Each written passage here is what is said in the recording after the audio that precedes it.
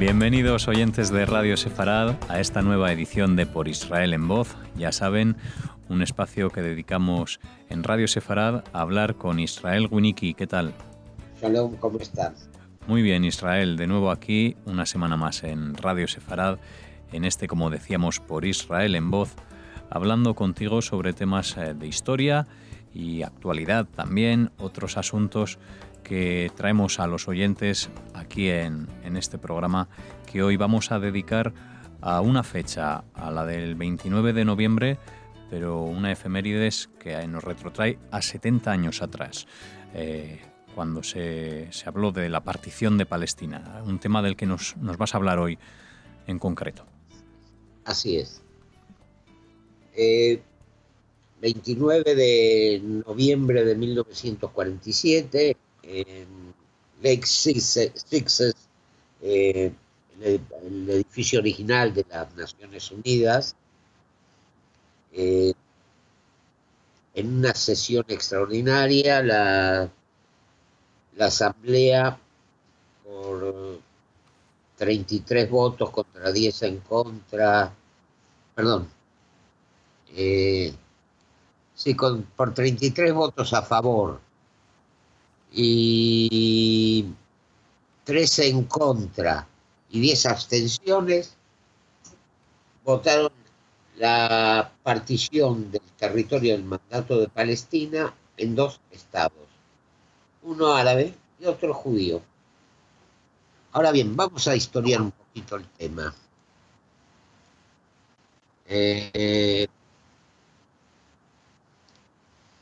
Sabemos que en 1917 Gran Bretaña ocupa el territorio de lo que era el Imperio Otomano. En 1922, la Liga de Naciones le otorga a Gran Bretaña el mandato de lo que se llamaba Palestina.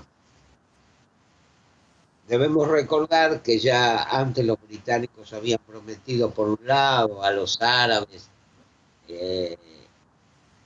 un estado independiente, un imperio, un reino, y le habían prometido a los judíos el mismo territorio. En 1922, como decíamos, los británicos se hacen cargo del mandato y la primera medida que toman es tomar el 80% del territorio y crear el Emirato Árabe de Transjordania, la actual Jordania, poniendo en el trono al emir Abdullah, hijo de Hussein, sherife de la Meca, de la tribu hashemita, que había sido expulsado de Arabia Saudita por los Ibn Saud, las rivalidades entre clanes árabes eternas. Crean ese emirato. Queda un 20% del territorio. Los árabes no aceptan la presencia judía en el lugar. Comienzan una oleada de actos de terrorismo.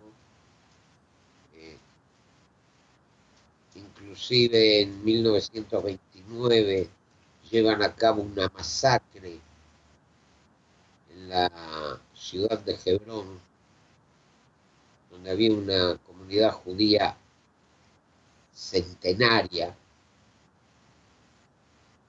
Una noche de viernes, o sea, en pleno Shabbat, era una comunidad religiosa, entraron a degüello en las casas de los judíos. Más de 80 muertos, centenares de heridos, en fin, destruyeron la comunidad judía de Hebrón. Los británicos, en vez de imponer su autoridad, guiándose por sus necesidades petroleras, comienzan a restringir la inmigración judía y a apoyar a los árabes. Esto crea una situación realmente insostenible, una virtual guerra civil. En 1937, entre 1936 y 1939, los árabes desatan una oleada de terrorismo que lleva a que en 1937 la Comisión Peel proponga la partición del territorio entre zonas árabes y judías, propuesta que fue rechazada por ambas partes. Ante el aumento de la insurgencia árabe, aclaremos, la insurgencia estaba fogoneada por el muftí de Jerusalén, Ad-Hamin el-Husseini, con abundante capital proveniente de la Alemania nazi.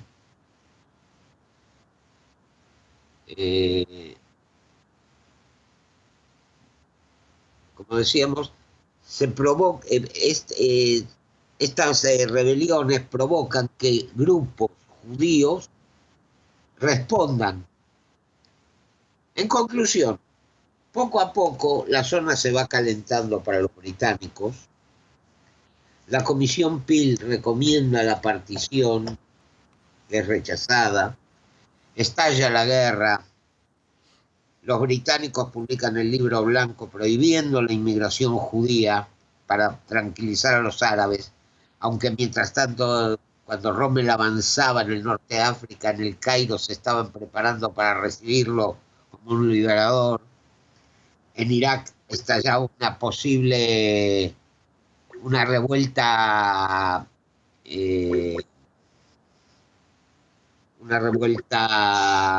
pro-nazi, que era reprimida. En fin, ese era el panorama durante la guerra. Uh-huh.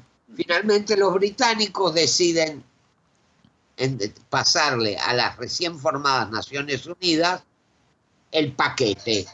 Señores, hasta acá llegamos. No queremos saber de nada. El 14 de mayo de 1948 termina el mandato. Ustedes hagan lo que quieran, nosotros nos desligamos del territorio. Entonces, se llama a votación. Se nombra un comité especial, analizan el tema y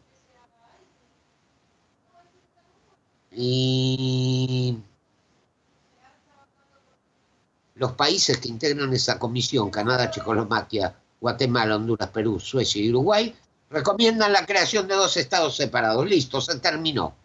Y el 29 de noviembre se lleva a cabo la votación. Antes de la votación hubo febriles movimientos de acá, de allá, conversaciones inclusive. Hubo amenazas por parte árabe. Por ejemplo, a Grecia, Egipto la amenazó porque había muchos ciudadanos griegos viviendo en Egipto. Y el 29 de noviembre, por fin, en la Asamblea Plenaria de las Naciones Unidas, bajo la presidencia de Osvaldo Araña, se llevó a cabo la votación. El resultado fue 33 votos a favor, 3 en contra y 10 abstenciones. ¿Quiénes votaron a favor? Australia, Bélgica, Bielorrusia, Bolivia, Brasil, Canadá, Checoslovaquia, Costa Rica, Dinamarca, República Dominicana, Ecuador, Estados Unidos, Filipinas, Francia, Guatemala, Haití, Holanda, Islandia, Liberia, Luxemburgo, Nueva Zelanda, Nicaragua, Noruega, Panamá, Paraguay, Perú, Polonia, Suecia, Sudáfrica, la Unión Soviética, Ucrania, Uruguay y Venezuela. Quiero aclarar algo. Desde los años 20, el sionismo había estado prohibido en la Unión Soviética. Pero en una de sus jugadas, Stalin ordena que todo el bloque comunista vote a favor de la partición. ¿Qué países votaron en contra? Afganistán, Arabia Saudita, Cuba, Egipto, Grecia, India, Irán, Irak, Líbano, Pakistán, Siria, Turquía y Yemen. Ya dijimos que a Grecia estaba amenazada por Egipto. ¿Y qué países se abstuvieron? Argentina, Colombia, Chile, China, El Salvador, Etiopía, Honduras, México, Reino Unido y Yugoslavia. Tailandia no estuvo presente. Los judíos aceptaron y celebraron el plan de partición.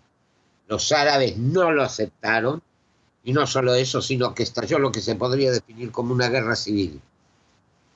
Fue el preludio de la guerra que estallaría a partir del 14 de mayo de 1948, la guerra de independencia de Israel. Entre la votación de la partición y la declaración de la independencia, hubo inclusive muchas presiones para que para que los judíos no declararan la independencia. Presiones por parte de Estados Unidos, presiones por parte de países europeos, pero Ben-Gurión estaba decidido a declarar la independencia y la declaró. ¿Cuál fue la consecuencia de la no aceptación árabe de este plan? Una guerra que todavía sigue. Hace un par de años atrás escribí un artículo que creo que en una ocasión inclusive lo he leído por la radio, pero viene al caso. Ellos llaman a la independencia de Israel la Nakba, el desastre. El artículo se llama La verdadera Nakba. El 29 de noviembre de 1947 se vota en las Naciones Unidas el plan de partición de Palestina en dos estados, uno árabe y el otro judío. Tras muchas deliberaciones a puerta cerrada, el bloque árabe decide apoyar el plan, para sorpresa de la gran mayoría de los delegados, especialmente los judíos. El 15 de mayo de 1948, Ben-Gurión en Tel Aviv declara la independencia de Israel, con la presencia de dignatarios de los países árabes y representantes de la comunidad islámica del nuevo Estado. Horas después, representantes judíos asisten a una ceremonia similar en Jaffa, en que se da nacimiento al Estado palestino. Ambos países ingresan a las Naciones Unidas como miembros plenos el mismo día, entre una salva de aplausos de las comunidades judías y árabes de todo el mundo. Ayudaremos a nuestros hermanos árabes a mejorar su agricultura, a mejorar su sistema educativo y a crear las instituciones democráticas necesarias para cualquier país moderno, dijo el representante israelí. Sabemos que comienza una era de cooperación entre judíos y árabes, como solo se ha visto en la época del califato de Al-Andalus. Un venturoso futuro se abre para ambos pueblos, afirmó el representante palestino. Tras las ceremonias y la alegría inicial, comenzó la tarea de construir dos estados.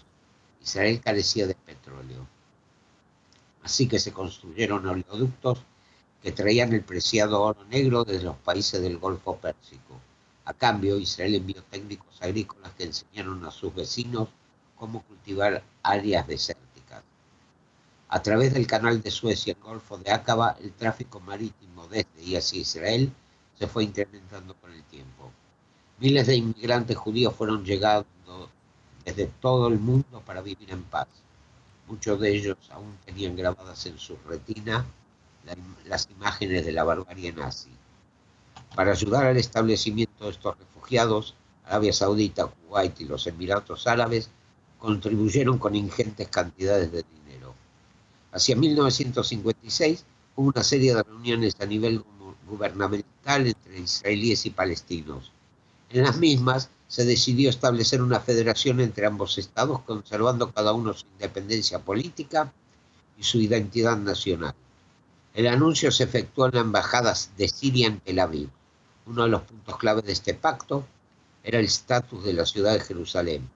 Cada uno de los estados asumía el control de las zonas habitadas por sus hermanos, comprometiéndose a respetar los lugares santos de todas las religiones. En las universidades de Israel, miles de estudiantes procedentes de todos los rincones del mundo árabe se recibieron de médicos, ingenieros, arquitectos, etc. Y luego volvieron a sus países para aplicar sus conocimientos. Con el tiempo se transformaron en profesores que formaron nuevos profesionales en las universidades de Damasco, El Cairo, Amán, etc. Mientras que miles de maestros formados en Israel enseñaban a los niños árabes según las técnicas de aprendizaje más modernas, traídas desde Europa por cientos de maestros judíos. Los desiertos del Magreb, de Arabia y otros se transformaron en vergeles. Las industrias israelíes florecieron gracias al combustible árabe. Por fin, en 2001, se decidió ampliar la federación, formada originalmente por Israel y el Estado palestino, dando origen así a la FNMO, Federación de Naciones del Medio Oriente. Actualmente la federación rivaliza con la Unión Europea. Tiene como sede a Riad, aunque el centro financiero está en Beirut. Ya se está estudiando el implantar una moneda común. Los pasaportes para transitar desde un país a otro de la federación hace rato que son innecesarios. Mientras tanto, los industriales israelíes han establecido plantas en varios países árabes, especialmente en el Estado palestino, que proporcionan trabajo a miles de personas. Lástima que esto es un simple juego de mi imaginación. La verdad fue a la inversa. Los países árabes rechazaron la partición y eligieron el camino de la guerra contra Israel. Una guerra que aún no ha terminado. Y esa fue la verdadera Nakba. Pues así, con el término de este artículo escrito por Israel Winicky, llegamos también al final de este programa Por Israel en Voz, en el que, como les decíamos, hablamos de historia. Esta ha sido la de hoy. Les esperamos aquí la próxima semana, así como le esperamos a nuestro protagonista, Israel Winicky. Nos vemos. Si Dios quiere.